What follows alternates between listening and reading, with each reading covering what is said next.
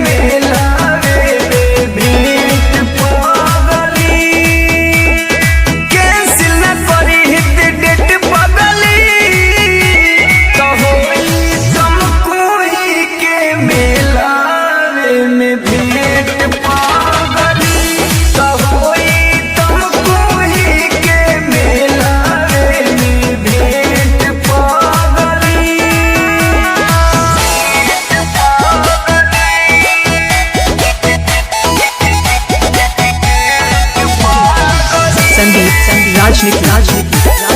तमकुरी राजकुशीनगर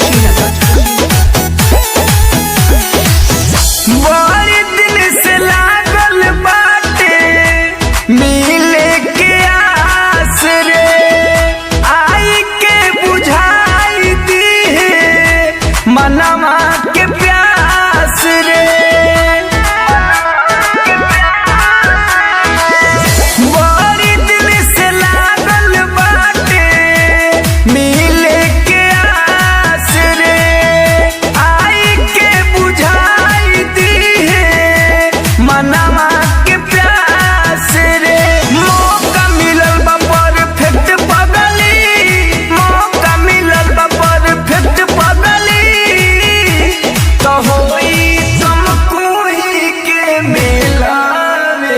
भेंट पागली कहोई तमकुही के मेलावे में भेंट पागली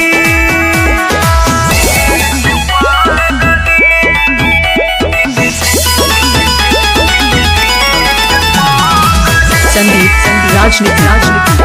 गाजीपुर हारी ओमनगर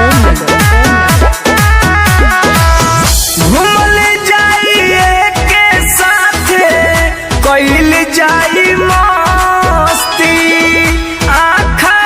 के मेला में भीड़ होला कस्ती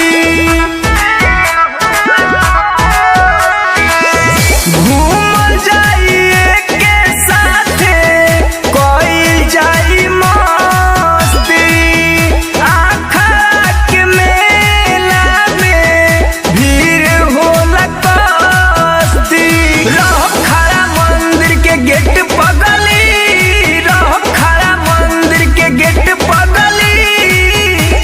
कहोई तमकुही के मेला में भेंट पगली कहोई। Mobile number 95 010 51 300